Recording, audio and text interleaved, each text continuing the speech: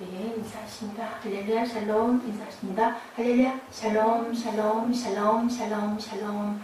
하나님 사랑합니다. 여러분 주 안에서 사랑합니다. 오늘 32장 경청의 사람 엘리후가 드디어 그동안 오랫동안 31장까지 오도록 말 안하고 자리 없었던 게 아니라 듣고만 있다가 이제 드디어 엘리후가 말하기 시작하죠. 제일 늦게 가장 적게 말한 것 같은데 가장 많은 말을 하게 되는 엘리후. 이게 하나님의 법칙인 것 같습니다. 람 종족 부수 사람 바라겔의 아들이라. 2절에 다른 세 친구보다 연소해서 처음에는 논쟁을 듣고만 있다가 욥과 그 말에 능히 반박하지 못한 채 욥을 정죄하는 세 친구에게 2절 3절에는 화를 냅니다. 엘리후는 하나님보다 자신이 의롭다고 생각하는 욥에게 그 누구도 하나님 앞에 의롭지 못하고 인생은 하나님이 하시는 일을 찬송하기를 잊지 말아야 한다. 이렇게 주장을 하죠. 맞죠? 욥이 하나님보다 자기가 의롭다 하며 32장 2절이죠. 엘리후가 욥에게 화를 낸 것은 욥이 하나님보다 자기가 의롭다였기 때문이다. 하나님 앞에 의롭다 할 사람은 아무도 없죠. 욥기에도 그렇게 얘기합니다. 25장 4절에서 6절, 35장 2절에서 8절에도 그대가 범죄한들 하나님께 무슨 영향이 있겠으며 그대의 악행이 가득한들 하나님께 무슨 상관이 있겠으며 그대가 의로운들 하나님께 무엇을 드리겠으며 그가 그대의 손에서 무엇을 받으시겠느냐. 그대의 악은 그대와 같은 사람에게나 있는 것이요 그대의 공의는 어떤 인생에도 있느니라. 하나님이 무슨 상관이 있겠느냐는 거예요. 그죠? 우리가 악하다 한들 범죄를 한들 하나님에게는 무슨 아무 상관이 없다. 우리가 좀 의롭다 해도 하나님께 무엇을 우리가 드릴 수가 있겠느냐. 다 가지고 계신 하나님이 우리가 뭘 드린다. 우리 뭐 많이 가지고 있을 때 누가 좀 주면은 말은 못하고 마음속으로 이걸 도대체 어떻게 해야 되나 라고 생각할 만큼 하나님은 안 가지시고 계신 것이 아무것도 없고 부럽다 하실 게 아무것도 웬 지으셨잖아요. 우리는 피조물이기 때문에.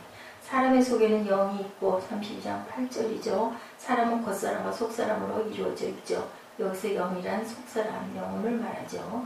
창세기 2장 7절 야훼 하나님이 생기를 그 코에 불어넣으시니 사람이 생명이 되니라. 스가랴 12장 1절에도 사람 안에 심령을 지으시니 전부 영을 얘기합니다. 마태복음 5장 3절 심령이 가난한 자는 복이 있나니 천국이 그들의 것이며 우리가 영이 목말랐을 때 하나님께서 우리에게 복을 주신다. 우리가 말라있는 곳에 어떻게 물 마시면 많이 먹게 되죠. 그런 것처럼 우리가 하나님께 제가 메말랐습니다 할 때 많은 걸 주십니다. 그럴 때 우리는 정말 단비같이 너무너무 기쁘게 감사하게 많이 마시게 되죠. 전도서 3장 20절 21절 또 12장 7절에 인생들의 혼은 위로 올라가고 라고 표현하고 있죠. 영은 그것을 주신 하나님께로 돌아가기 전에 기억하라. 전도서 12장 7절 말씀이 영혼을 살린다라고 또 말씀합니다. 진리고 하나님 말씀에 순종할 때 영혼이 소생하게 된다. 시편 19편 7절 야훼의 율법은 완전하여 영혼을 소생시키시고 야고보서 12장 1절 1장 12절 1장 21절 너희 영혼을 능히 구원할 바 마음에 심어진 말씀을 온유함으로 받으라. 베드로전서 1장 22절입니다. 너희가 진리를 순종함으로 너희 영혼을 깨끗하게 하여. 우리가 육도 굉장히 중요합니다. 질병이 걸리면 우리가 영을 온전하게 저희들이 또한 잘 보존할 수가 없죠. 질병이 걸려서 죽게 되면 생명이 끊어지게 되면 하나님께서 귀한 생명을 주셨기 때문에 주신 생명에 연한 만큼 건강하게 잘 살아야 할 우리에게는 의무가 있습니다. 그렇기 때문에 항상 좋은 생각 또는 거꾸로 우리 영적으로 충만하면 육신의 어떤 질병도 또 극복할 수도 있고 너무 쓸 수도 있기도 합니다. 그렇기 때문에 항상 영과 육은 잘 조화를 맞추고 서로가 서로를 잘 보필해야 되겠다라는 생각을 해봅니다. 이전에 욥의 세 친구와는 상 다른 친구 엘리후가 이제 등장하고 엘리후는 나중에 하나님께 책망을 받지 않은 그러한 사람입니다. 세 친구는 책망을 받죠. 엘리후는 그동안 욥이 그 세 친구와 대화하는 것을 계속 들었습니다. 계속 참았죠. 마지막 부분에 가서 이제야 내가 좀 말을 해도 되려나. 잠깐 말을 그친 그 사이에 말을 시작을 하죠. 한 번 이야기를 하고 있는데 욥과 친구들에게 실질적인 충고를 하고 있습니다. 경청하는 사람이었기 때문에 오히려 그 말에 위력이 더 있을 수 있죠. 우리가 너무 말을 많이 하거나 예, 남의 말까지 다 해버리면 그죠? 예, 위력이 없습니다. 엘리후는 지금까지 진행되는 이야기를 경청한 이유는 그중 나이가 가장 어렸다. 연로했기 때문에 젊은 건 굉장히 좋은 겁니다. 그렇다고 해서 또 나이가 든 것이 꼭이 마이너스 요인은 아니죠. 나이가 들었다고 하나님의 귀한 은혜를 다 잘 깨닫는 것도 아니고 젊다고 해서 또 그렇지 못한 것도 아닙니다. 근데 연륜이라고 하죠. 세상에 많은 경험을 하고 살다 보면 그런 부분에 대해서 젊은 경험하지 못한 사람보다는 오히려 조금 더 자중할 수가 있는데 그렇지 못한 사람도 많습니다. 엘리후는 아마 젊은 사람이었는데 불구하고 경청을 잘하는 사람이고 겸손하고 예의가 바른 사람이었던 것 같아요. 그래서 하고 싶은 말이 얼마나 많았겠습니까? 31장까지 오면서 계속 다툼을 하죠. 네가 그래서 그랬지, 그래 내가 언제 그랬니? 뭐 이런 식의 지금 31장까지 오면서 얘기들은 쭉 그렇습니다. 나도 너희만큼 하나님의 은혜를 알아. 나도 너네들만큼 이만큼 잘했어. 계속 그 얘기였습니다. 그 얘기를 모든 얘기를 다 듣고 경청의 사람 엘리후는 지금까지 들어야 하는 때임을 안 거죠. 사람이 참 때를 잘 알아야 돼요. 내가 지금은 어떨 때인가를 잘 알아야 되는데 반대적인 삶이 펴질 때 참 힘든 것 같아요. 많은 사람들이 잘 들어주고 인정해주고 또 가지고 있는 걸 나눠주던 사람이 거꾸로 받아야 되는 입장일 때, 잘 들어주지 않을 때, 깜짝 놀란 사건이 지금 미치지 않아요. 신학교 처음 갔을 때 어떤 순간에, 왜냐하면 항상 사람들을 이끌고 많은 것을 주고 또 베풀고 살았다고 스스로는 생각을 했었는데, 그리고 내 말이 참 다른 사람들이 생각보다 깊다라고 생각을 했고 잘 이끌고 왔다라고 생각을 했는데 그만 그게 벽에 부딪혔을 때 많이 놀랬죠. 나이가 들면 또 영향력이 없게 되는 것은 주변의 환경 때문이기도 합니다. 대부분 보니까 신학교에 오는 사람들은 엄청나게 큰 교회에서 큰 사역들을 많이 한 그죠? 교구장이 온 경우도 있었어요. 아직 신학과정은 안 했지만 우리 교회에서 몇십 년 동안 섬기고 또 부모 때부터 섬기고 오다 보니까 교회 학교 선생님으로 또 거기서 집사로 권사로 올라가면서 이렇게 힘어져서 그래서 또 학교는 졸업을 해야 되니까 학위가 있어야 인정을 받아야 사명을 받죠. 그런 부분 때문에 온 사람들이 거의 대부분이었어요. 그렇게 된다면 내가 만약에 그런 교회에 예배를 드리러 갔거나 등록을 했다면은 저는 그냥 성도인 거죠. 신자인 거죠. 그렇기 때문에 그 사람들의 영향력이 신학교회까지 다 아마 알만한 사람들은 다 알고 연결될 만한 사람들은 다 연결되어 있는 그런 상황. 처음에는 그냥 무심히 봤던 어떤 학우가 어느 날부터 목소리가 커지고 단에 쓰고 막 말씀을 전하고 증거하고 간증을 하고 이상해 하고 알고 보면 나중에 늦게 깨달았죠. 저는 그쪽 부류에 있지 않았기 때문에 그래서 많이 놀라 나는 흙덩어리다 라는 생각을 했던 기억이 지금도 납니다. 흙덩어리는 어떻게 해요? 높은 데서 떨어지면 다 부서져서 아무런 흔적도 없죠.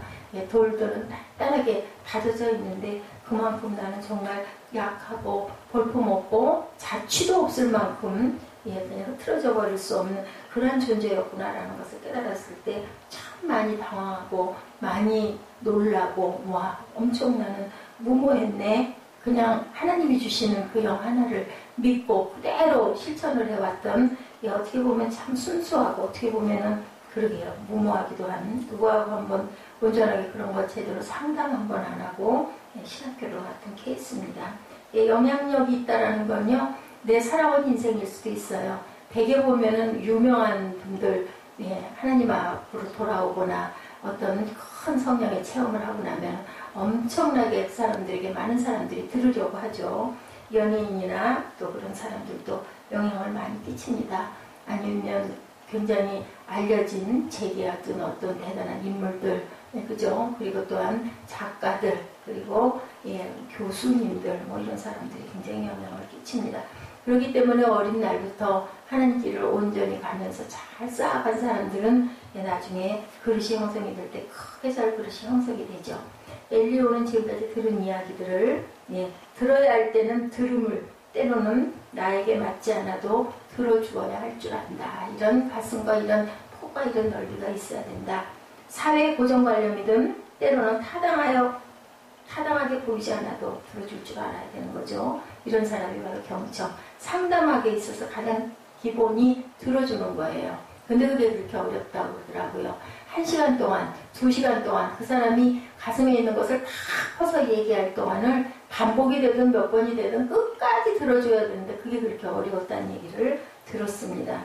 그렇게 다 퍼내고 나면 그 다음부터, 그리고 또 공감할 때도 그다음부터 아무 말도 안 하고 대답도 안 하고 들어주고 그건 듣는 건지 안 듣는 건지, 상대방이 마음에 그 화와 속에 들어있던 것들이 편하게 풀어지지가 않죠.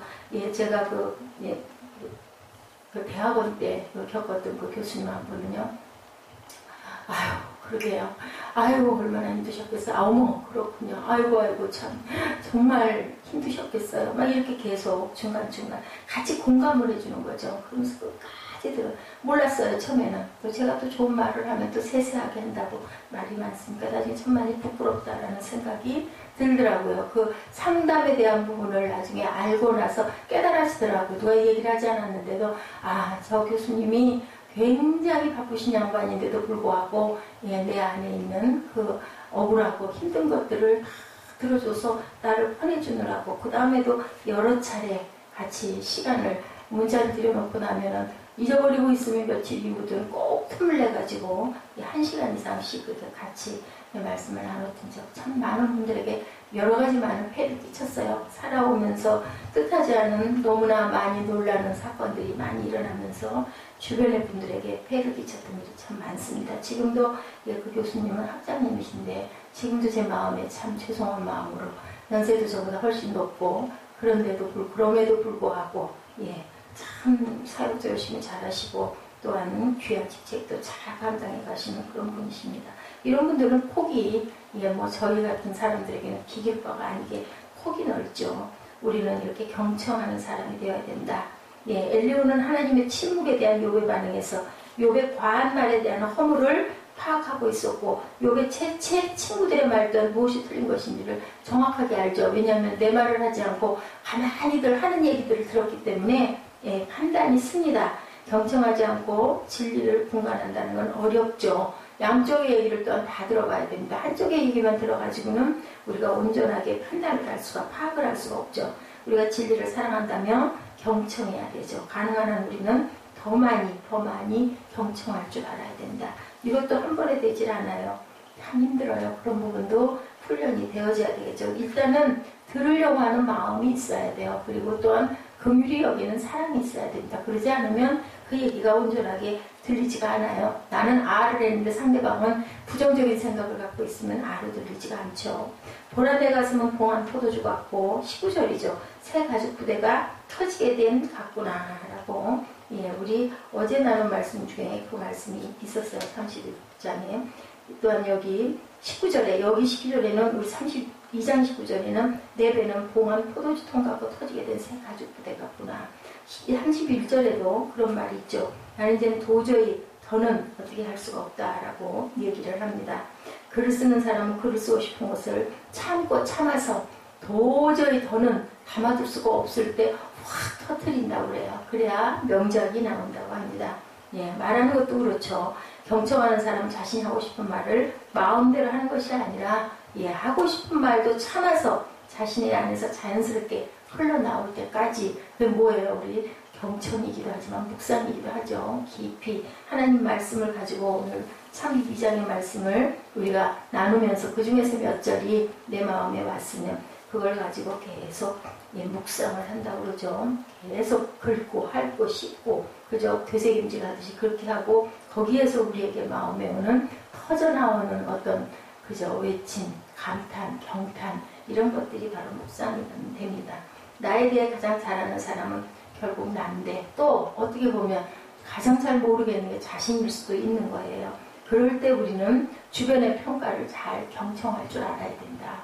때로는 내게 정말 우리 오늘 그 욥, 지금 우리가 항상 매일매일 아침마다 대하는 욥의 얘기처럼 나는 정말 억울해, 나는 그런 적이 없는데 하다 할지라도 상대방의 얘기를 끝까지 우리가 깊이 들을 줄 알아야 된다. 그 상대방이 혹시 어린아이라 할지라도, 엘리후처럼 나보다 나이가 많이 어린 사람이라 할지라도, 또 더 어린아이, 그저 3살 꼬마에게도 배운다는 얘기가 있습니다. 그럴지라도 우리가 나보다 정말 훨씬 부족한 사람일지라도 내게 어떤 얘기를 해주면 단 얘기가 아니라 쓴 얘기일수록 우리는 조금 더 생각할 줄 알아야 되고 경청할 줄 알아야 되겠죠. 경청은 이렇게 귀합니다. 우리는 우리도 모르게 항상 자신의 입장에서만 행동하고 듣고 싶은 말만 크게 강하게 들릴 수가 있기 때문에 다른 사람들의 말을 끝까지 잘 들을 줄 알아야 된다. 자신의 말이 무시되기 때문에 말을 하지 않으려는 경우도 있는데 자신의 말이 경청된다는 것을 아는 사람들은 또한 말을 하게 돼 있죠. 너무 가만히 말 안 하고 그렇다고 딴전을 부리고 있거나 아예 안 듣고 있는 게 아니라 듣기는 열심히 듣는데 공감은 열심히 해주면서 말을 안 하고 끝까지 말을 안 하고 있으면 궁금하잖아요. 물어보죠. 어떻게 생각하세요? 물어보게 됩니다. 근데 중간에 막 끼어들어서 말을 하게 되면 결국은 소리가 높아지고 끝에는 다툼까지 일어날 수도 있죠. 경청하는 사람이 될 때 우리의 가정이 아름답게 세워질 수도 있고 경청하는 사람이 될 때 진리가 세워지고 온전한 평화림이 나기도 하죠. 엘리야는 욥과 세 친구의 대화를 옆에서 인내하는 마음으로 잘 들었다라는 거예요. 선배들이 그처럼 광범위하게 각각다식하게 그죠? 하나님을 내가 가장 잘 알아. 나는 하나님께 가장 내가 온전했어. 하고 하는 모든 이야기들을 다 듣습니다. 그러다가 끝에 잠깐 틈이 있을 때 이제 끼어드는 거죠. 4, 5절에 엘리후가 그의 나이가 자기보다 많음으로 욥에게 말하기를 참고 있다가 세 사람의 입에 대답이 없음을 보고 노를 바라니라. 더 이상 나도 이제 못 참겠다 하고 이제 시작이 되죠. 6절 이하에 엘리후가 발언하여 가로되 나는 연소하고 당신들은 연로함으로 참고 나의 의견을 감히 진술치 못하였노라. 내가 말하기를 날이 많은 자가 말을 낼 것이요 이 해가 오랜 자가 지혜를 가질 것이라 하였으나 사람의 속에는 신령이 있고 전능자의 기운이 사람에게 총명을 주시나니 대인이라고 지혜로운 것이 아니요 노인이라고 공의를 깨달은 것이 아니라 내가 말하노니 내 말을 들으라 나도 내 의견을 보이리라. 그죠? 꼭 그렇지만은 않다. 그렇다고 해서 또 다 아니라고 하진 않았어요. 그렇다고는 하지만 다 그렇진 않다. 이제는 나도 좀 얘기를 하자. 아주 점잖고 겸손하게 그렇게 말을 시작을 하죠. 젊은 사람이었는데도 재능이 있는 사람이고 건방지거나 주제가 넘지 않게 말을 시작을 합니다. 나는 연소함으로 당신들에게 나의 의견을 감히 진술하지 못했다. 그 사건의 경과를 주의 깊게 관찰했고 이젠 다 아니까 말할 수가 있어요. 그래서 우리는 전후 사정을 잘 들어야 된다는 얘기들을 합니다. 그는 그 일이 남의 일이라고 해도 소홀히 여기지 않았고 그것이 번잡한 일이라 해도 물리치지 않았다. 사람은 여러 가지 특징들을 갖고 있습니다. 그렇기 때문에 어떤 사람은 맨 꼭대기 앞줄거리부터 시작을 하는 사람이 있고 어떤 사람은 그냥 거두절미하고 지금 닥친 상황만 이야기하는 경우가 있죠. 때로는 앞꼬리부터 들어야 할 경우도 있고 때로는 너무나 바쁘고 힘들고 되게 대충은 다 알고 있으니까 핵심만 들어야 할 필요가 있어요. 사도 바울도 믿음의 아들 디모데에게 이렇게 편지하면서 말하죠. 디모데전서 4장 12절에서 15절입니다. 누구든지 내 연소함을 업신여기지 못하게 하고 오직 말과 행실과 사랑과 믿음과 정결에 대하여 믿는 자에게 본이 되어 내가 이를 때까지 읽는 것과 권하는 것과 가르치는 것에 창념하라. 내가 갈 때까지 네가 읽고 가르치는 것들을 열심히 해라. 온전하게 해라. 내 속에 있는 은사 곧 장로의 회에서 안수받을 때 예언으로 말미암아 받은 것을 조심없이 말며 모든 일에 조심하라는 거죠. 모든 일에 전심전력하여 너희 진보를 모든 사람에게 나타내라. 이미 안수를 받았습니다. 제자이기도 하지만 그러니 너는 너무 조심하지 말고 네 진보를 많은 사람들에게 영향을 끼치라는 거죠. 젊은이들의 할 일은 계속 어떻게 해요? 성장해 가는 거예요. 끊임없이 작은 일에 연연할 일이 아니라 자꾸자꾸 알아가고 깨달아가고 그렇게 해서 진보해가고 성장해 가야 되겠죠.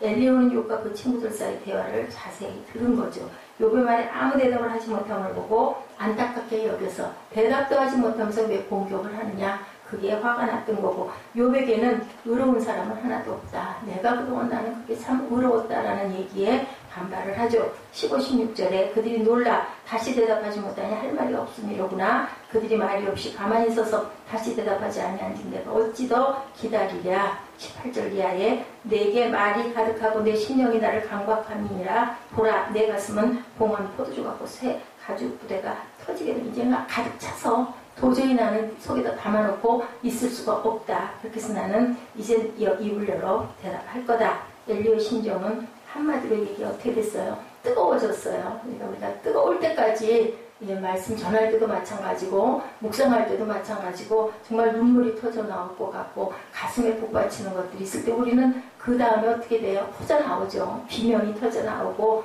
감탄이 터져 나오고 합니다. 아무리 좋은 설교는 엄청 많죠. 그게 내 안에서 다 녹아져 나오지 않으면 이러한 그 열정, 충만함이 나오지 못하죠. 그냥 글에 불과해요. 좋은 글에. 예레미야 20장 9절입니다. 내가 다시는 야훼를 선포하지 아니하며 그 이름으로 말하지 아니하리라 하면 나의 중심이 불붙는 것 같아서 골수에 사무치니 답답하여 견딜 수 없나이다. 내가 이제 안 할 겁니다 하면 정말 내 마음이 불붙는 것 같아서 내가 다 답답해서 견딜 수 없다는 얘기를 합니다. 하나님이 주신 은사자들이죠. 하나님의 영이 임했는데 말 안 하고 내 말 안 할 거야. 왜냐하면 그 옛날에는 그렇게 얘기해서 얻어맞은 사람도 있고 옥에 갇힌 사람도 있고 또한 죽기까지 하기 때문에 아이고 말해봐야 듣지도 않고 나만 이렇게 공고하게 되니 나 말 안 할 거야. 그래도 견딜 수가 없다. 왜냐하면 하나님이 주신 은혜이기 때문에 하나님만 섬겨야 할 이스라엘 민족이 하나님을 섬기지 않고 오히려 우상을 섬기면 그들의 마음은 굳어져 와서 아무리 외쳐도 듣지 않는 거예요. 그러니까 하나님의 사람 예레미야는 속이 상할 수밖에 없죠. 위정자들에게 잘못을 지적하면 귀찮고 시끄럽다고 옥에 이렇게 가둬버립니다. 예레미야는 조국과 결이 안 나게 생각하면 가슴을 쥐어뜯으며 울고 또 울죠. 예수님도 그러셨죠.